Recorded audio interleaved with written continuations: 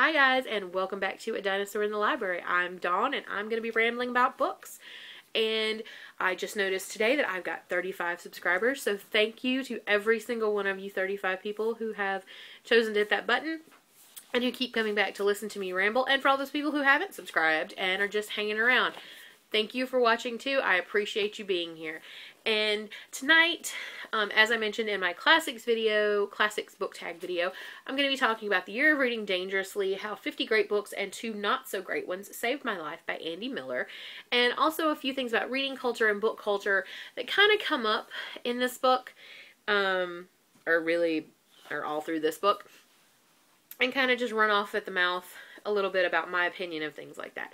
So first I'll do a short review of this book.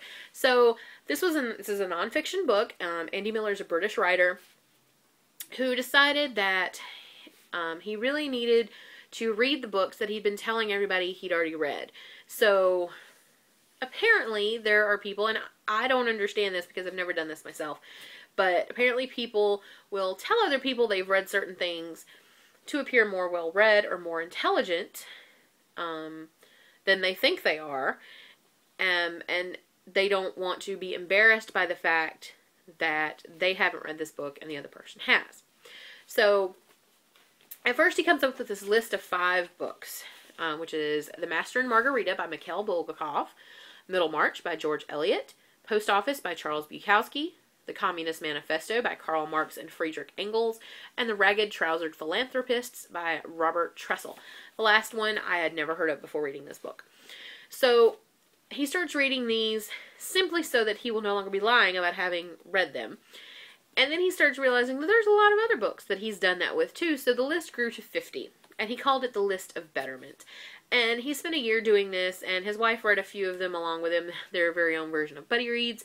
And on one hand, I really enjoyed this book. I gave it a 4 stars rating on Goodreads simply because I really enjoyed the way he writes. A lot of the things he has to say are pretty cool, and I agree with most of them. But the entire premise of this book is honestly the fact that in his mind there's this list of a certain number of books that everyone who is well-read or who's intelligent and well-educated has read, and in order to be as intelligent, well-read, and well-rounded as them, he has to have read them as well. I do not agree with this. So this to me is just like, alright, I love books, as all of you out there do. I'm a book geek, have been my entire life, and I'm also a librarian. So my friends who are not in the library world will, and the ones who are too, will always tag me in things on Facebook about books. And I don't mind that because Lord knows I love reading about them. And I'll go out and seek them myself and post them and tag 50 million people. But sometimes you get these lists of 100 books that, you know, the New York Times or, you know, the BBC or whoever says you need to have read to be an intelligent, well-educated human being on this planet. And I don't like those lists. I will usually read through them just to see what that particular organization or writer thinks is, you know, good literature. And sometimes I absolutely do not agree with them. And I'll usually take because it's usually like little checkbox quizzes, checkbox quizzes. Cannot speak tonight. Just to see how many you've read, and I'll do them. I know I took one a while back, and I think it might have been the BBC, and I got a 65 out of 100.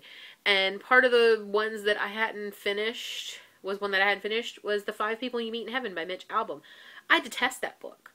I did not finish that book. I read the first 2 chapters and could not stomach it any longer and put it down and will not ever pick that book up because it was just, in my own opinion, it was trite and had it wasn't good. It was not good, and I did not want to waste valuable reading time on something that I knew I hated. Which is a perfectly reasonable response, I think. I would feel the same about, you know, any book that I picked up. If I started reading it and I really, really hated it, I'm not going to finish it. I DNF very, very rarely. But I will do so if it appears I'm going to hate the book because life's too short to read books you don't want to read, right? And yes, I know in school, high school and in college, you read a lot of stuff that you perhaps aren't a fan of, but you read it because you're assigned it and it's part of your coursework, and that's just how the world is. But I'm not talking about those kind of lists. I'm not talking about the things that your English teacher hands you or your, women's studies teachers hand you and tell you to read. What I'm talking about are your leisure reading lists. So, and this is what this guy's doing. He's not in college. He's well out of university. He's married. He has 2 children, which doesn't necessarily mean that he wouldn't be in university, but he's graduated is my point. And he's written a book before this, which I have not read. And, this is his leisure reading that he's set himself on a task for. And I don't have a problem with people doing that. That's their own life. They can do what they want. But there's a couple of books in here, and I think Of Human Bondage by Somerset Maugham is one of them, where it got to the point that he had to make himself read 50 pages a day in order to just finish it so that he could check that one off his list and say that he'd actually read it. I see zero value in that. I'm sorry. And I would love to know what you guys think. So if you guys agree with me, you disagree with me, whatever, please let me know in the comments below. I would absolutely love to have a conversation about this. Because I know a lot of people love those lists, and they do use them, if not as their only, personal checklist for books.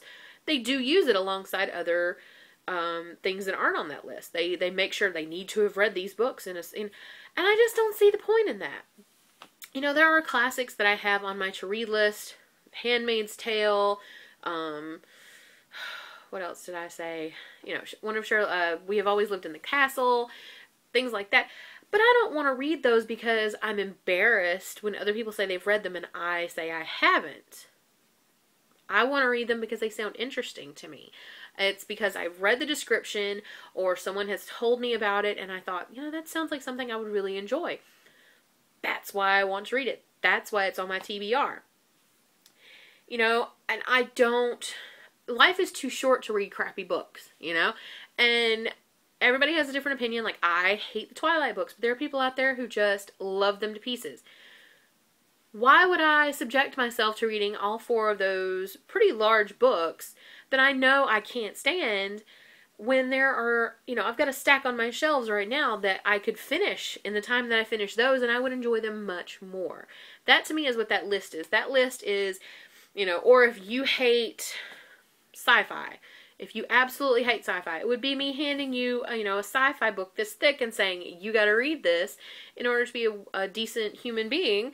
And instead of you reading something you really enjoy, you're reading 800 pages to 1,000 pages of something that you really don't care for. And that just doesn't make any sense to me. So let me know what you think. Leave comments down below. Let me know what do you guys think about these lists? Do you think that there is one definition of well-read, of, educated, of, intelligent as when talking about literature? Do you think that lists like that are reasonable checklists for that sort of thing? Or can you even measure that with a checklist? I don't think you can, honestly. But just let me know what you guys think, and leave me comments down below. Let me know. And if you've read this book and you have opinions about anything he said, please leave me those too, because even though I enjoyed his writing and I thought it was a fun book, I still had a lot of issues with it. So I'm open to arguing, as always.